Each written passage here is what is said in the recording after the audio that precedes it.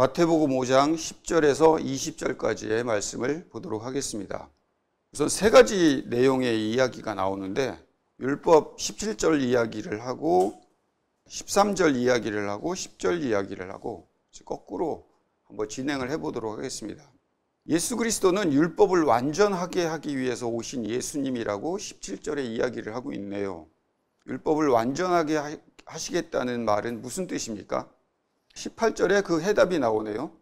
천지가 없어지기 전까지는 율법이 지켜질 것이고 1.1획도 틀리지 않고 다 완성되리라. 이것이 하나님의 계획하심이고 예수 그리스도께서 이 땅에 오신 이유이죠. 천지가 없어지기까지 율법이 완성될 거라고 하는 얘기를 다른 각도로 해석하면 천지가 없어진 후에는 율법이 필요 없다. 이렇게 해석을 할 수 있잖아요. 이 땅에서 살아가는 우리에게는 그럼 천지가 없어지기 전인 우리들은 아직 율법이 필요하다라는 뜻으로 재해석할 수가 있죠. 율법이 원래 만들어진 목적이 뭐였죠? 우리가 죄인이라는 사실을 알게 하기 위함이라고 성경은 나와 있습니다. 하지만 그 이전에 율법이 원래 우리에게 주시기로 한 약속이 뭐죠? 하나님과의 계약이에요. 하나님이 인간을 대등한 관계로 인정하시면서 세우신 계약문서의 한 종류입니다. 하나님께서 선택한 이스라엘 백성들에게 계약문서를 주신 게 십계명이고 율법이에요. 너 하나님 이외에 다른 신을 섬기지 마. 그리고 오직 주 대신 하나님만 섬겨. 하나님을 나의 주 나의 왕으로 인정을 하면 그 하나님께서 이스라엘 백성들을 그리고 우리를 자녀로 삼으시고 백성 삼으시겠다 라고 하는 계약서라고요. 하나님의 명령서가 아니라 계약서라고요. 우리를 대등한 관계로 놓으신 분이에요. 그러면 그 계약서는 우리가 그 계약을 지켜나가야 할 의무가 있죠. 물론 하나님에게도 의무가 지워졌습니다. 어떻게 해요? 우리를 보호하실 책임과 의무가 있으시죠. 하나님은 그렇게 스스로 의무를 지시기로 결정하시고 우리에게 계약서를 내미셨습니다. 이 땅에 살아가는 동안에 다시 말해서 천지가 없어지기까지는 하나님과의 계약 관계가 유지된다. 이렇게 해석할 수 있죠. 그리고 예수 그리스도가 그 계약을 완성하기 위해서 이 땅에 오셨어요.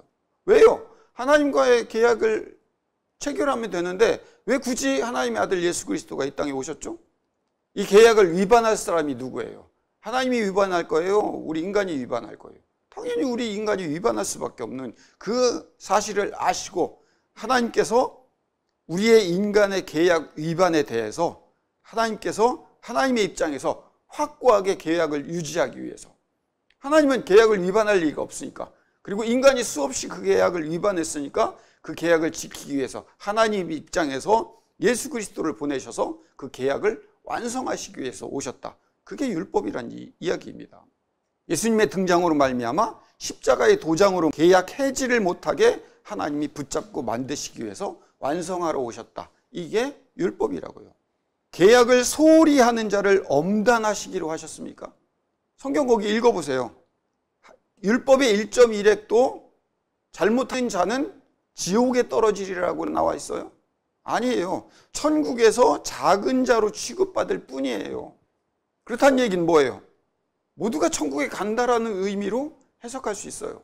왜? 하나님 입장에서는 그 계약을 완성하시고 인간의 어떠함에도 상관없이 그 계약을 완성시키기로 하셨으니까. 다만 그 율법을 지키지 못하는 자에게도 작은 자로 천국에서 작은 자로 남을 수 있다는 거예요.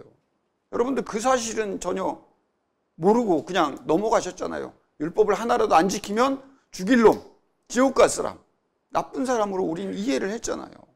우리의 의의가 서기관과 바리새인보다 낫지 못하면 결코 천국에 들어갈 수 없다. 이렇게 또 이야기를 하십니다.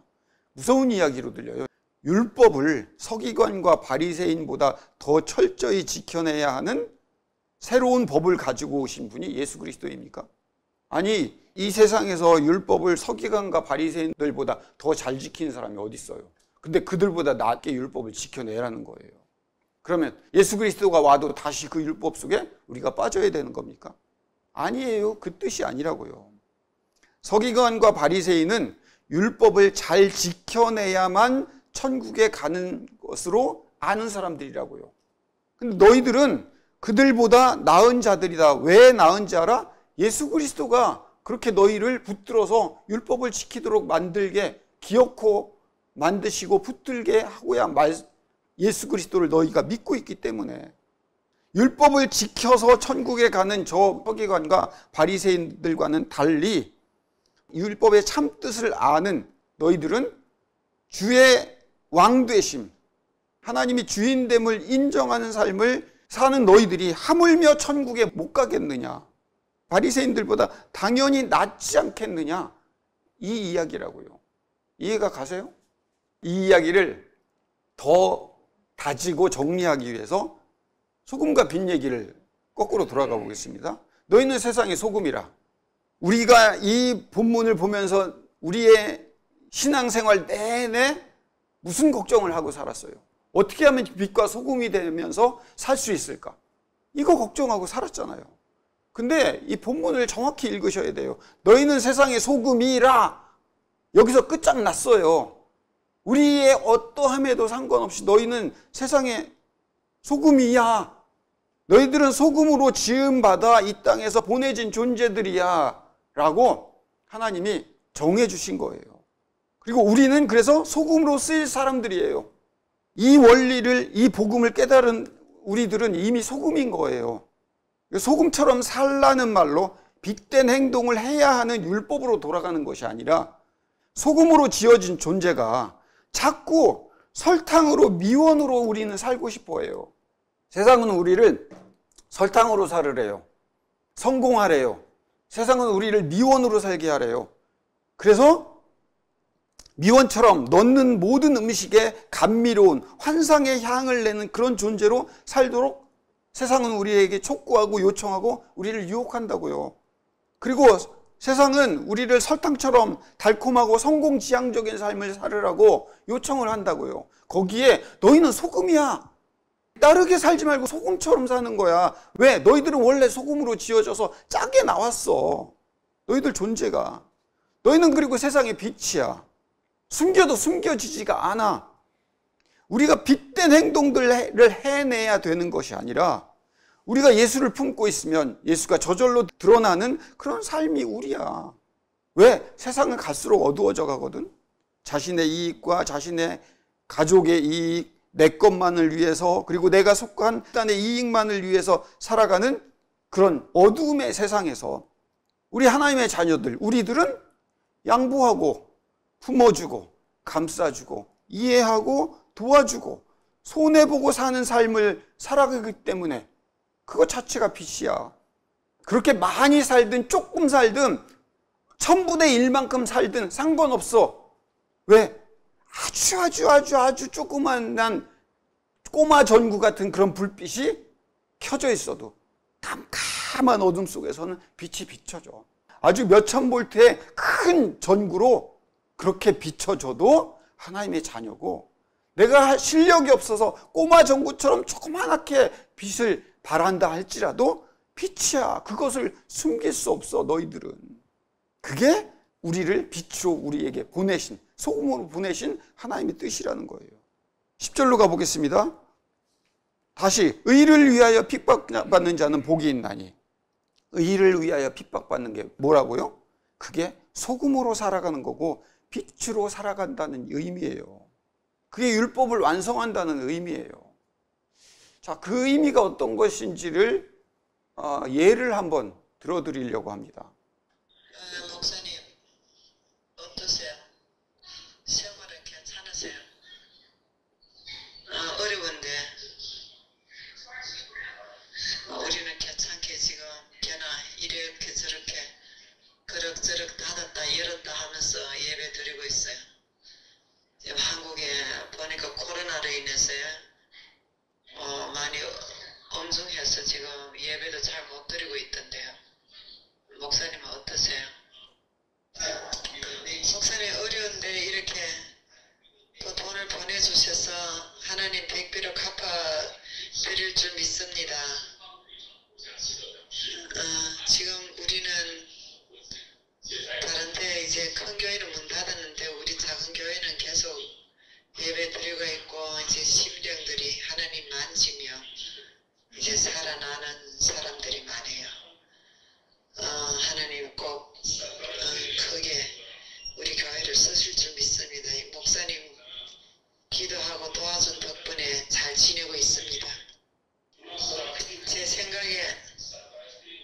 그래도 한 1, 2년 지나면 좀 남을 좀 도와줄 수 있을 것 같아요. 지금 심령들이 살아나는 하나님이 일을 하시고 있어요. 심령들이 살아나는 일을.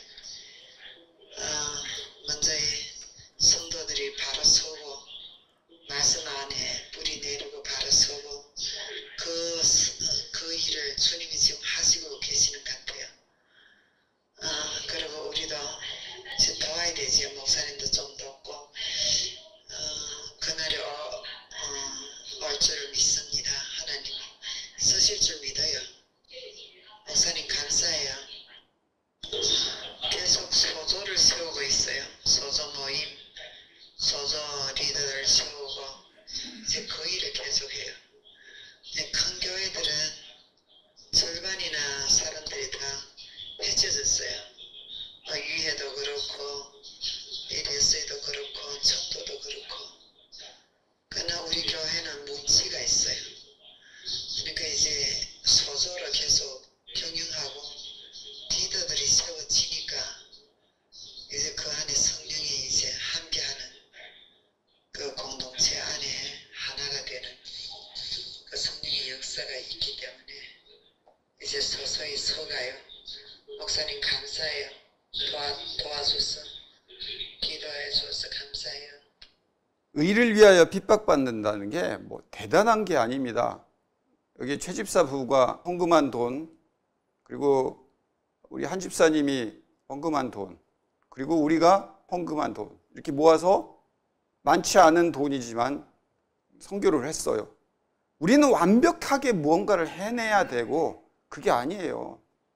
소금으로 빛으로 작게 적은 일에 내가 써야 할 거 조금 양보하면서 내어둔 헌금이 아름다운 곳에 사용되어질 수 있는 게 그게 소금이고 빛이에요. 완성하기 위해서 애쓰고 무서워하는 것이 아니라 하나님의 이 일을 통해서 격려하시는 거예요. 너희들 소금이다. 그리고 율법을 완성하기 위해서 우리가 애써내야 되고 바리새인들보다 서기관들보다 더 잘 해내야 되는 것이 아니라 하나님이 그 일을 완성하기 위해서 오신 분이다. 이 사실을 말씀이 우리에게 가르쳐주고 있는 겁니다. 큰 일이 아닙니다. 작은 일을 통해서 우리가 하나님 앞에 가까이 나가는 것이 충분히 소금과 빛으로서의 삶을 살아낼 수 있는 거고 의를 위하여 핍박을 받을 수 있는 자라는 사실입니다. 여러분들 잘하고 있습니다. 기도하겠습니다. 거룩하고 사랑이 많으신 아버지 하나님, 우리는 말씀을 볼 때마다 어떻게 하면 말씀대로 살 수 있을까?